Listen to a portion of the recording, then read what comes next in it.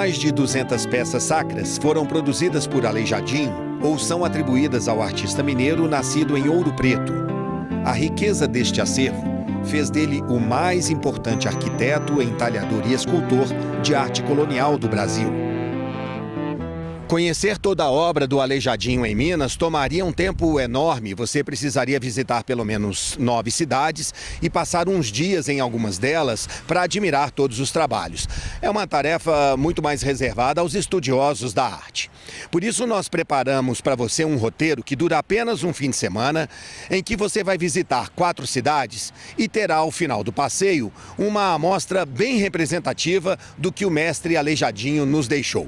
Belo Horizonte vai ser a cidade base do nosso passeio. Você vai usar a capital mineira como ponto de partida ou de chegada. Se você vier do interior do estado ou de outros estados brasileiros, pode usar carro particular ou alugado, ou então usar os ônibus que saem da rodoviária. Vamos lá? Sábado bem cedo, siga diretamente para Sabará, ao leste de Belo Horizonte. Na cidade histórica, visite o Museu do Ouro para ver esta Santana Mestra. Aleijadinho entalhou a peça em madeira policromada e cobriu com folhas de ouro. Observe a perfeição das proporções, a expressão dos rostos e a grandeza desta obra que retrata Maria Santíssima aprendendo a ler.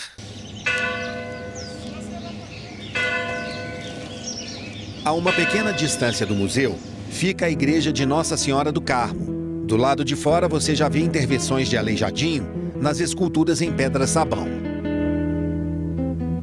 Do lado de dentro, aprecie as imagens dos carmelitas São João da Cruz e São Simão Stock. Note os púlpitos belíssimos, que têm cenas do Novo Testamento, e detenha-se especialmente no coro, que tem formato ondulado, criando um lindo efeito visual. A igreja é uma das poucas que tem a passagem de Aleijadinho documentada. O livro está em mau estado de conservação por causa das traças e precisa ser restaurado. Aleijadinho também deveria ter feito o altar-mor, mas não houve acordo com a confraria da igreja. Eu faço, mas por X. Ou seja, a Irmandade assustou que esse X era muito alto, um preço bastante alto para a época. E aí então apareceu depois, um determinado tempo, o Francisco Vieira Servas, que também era um português que morava aqui, e era carmelita, também, era da Ordem do Carmo também, terceiro, e foi chamado e ele ofereceu para fazer, até por ser carmelita, ele cobrou quase 50% do valor que o Aleijadinho tinha cobrado da Ordem, então resolveu fazer com esse artista de renome. Agora deixe Sabará e siga para Caeté. No centro histórico, você vai logo avistar a imponente matriz de Nossa Senhora do Bom Sucesso. É a primeira igreja em alvenaria de pedra de Minas Gerais. Dizem que o pai de Aleijadinho, Manuel Francisco Lisboa, participou do projeto. E é certo que o próprio Aleijadinho esteve na fase final de construção e decoração.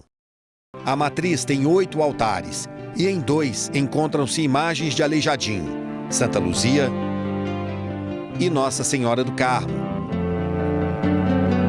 O destino agora é o Santuário de Nossa Senhora da Piedade. Se estiver de ônibus, contrate um táxi em Caeté. Os últimos 5 quilômetros valem a viagem. É uma subida sinuosa até 1.750 metros de altura. Lá no alto está a simpática ermida do santuário. Na capela fica a imagem de Aleijadinho, recém-restaurada, que retrata Maria recebendo Jesus nos braços depois de retirado da cruz. Aproveite também para um momento de reflexão e esteja preparado, porque a vista de 360 graus é de tirar o fôlego, perfeita para terminar o primeiro dia do nosso passeio antes de voltar para BH.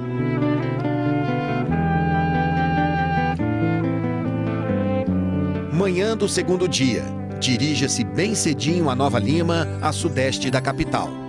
Nesta praça está a matriz de Nossa Senhora do Pilar. Por fora, uma igreja bem simples, mas do lado de dentro encontra-se esta obra grandiosa de Aleijadinho, esculpida em madeira em 1786 para a fazenda da Jaguara, na região metropolitana. No início do século XX, a fazenda foi adquirida pelo inglês George Chalmers, que dirigia a mineradora Morro Velho. Presbiteriano, Chalmers resolveu doar as peças de arte da igreja, e o conjunto mais expressivo veio parar na matriz de Nova Lima. Está tombado pelo patrimônio histórico há mais de 60 anos. A esta altura do nosso passeio, você já será capaz de distinguir características próprias das imagens do Aleijadinho. As roupas têm dobras movimentadas. Os corpos são de musculatura bem definida. Os cabelos estriados e revoltos, com mechas que terminam em caracol. Um rosto bem anguloso, com os pômulos, com a face saliente. Os olhos são amendoados e a parte inferior faz um semicírculo. A sobrancelha parte do nariz num único arco. O nariz é longo e de perfil a gente vê que ele tem essa ponta, ele é levemente arrebitado com a ponta bem definida. Os lábios são bem definidos, são carnudos, não são exagerados, mas também não são finos. E o queixo é proeminente, pontudo, pode ser também bipartido. Então, o rumo agora é Congonhas. Se estiver de ônibus, retorne à rodoviária de BH. De carro, volte ao trevo da BR-356 e pegue a direção do Rio de Janeiro. Em Congonhas, o mestre Aleijadinho realizou um dos maiores conjuntos do Barroco Mineiro. No adro da Basílica do Senhor Bom Jesus do Matozinhos estão os 12 profetas. As esculturas foram feitas quando o Aleijadinho já estava velho e bastante doente, o que não impediu que ele alcançasse o apogeu da criatividade na carreira artística. Este escultor de Congonhas leva turistas para conhecer a obra de Aleijadinho. Ele mostra como fazia para trabalhar o mestre que já estava com dificuldades para segurar as ferramentas por causa da doença degenerativa.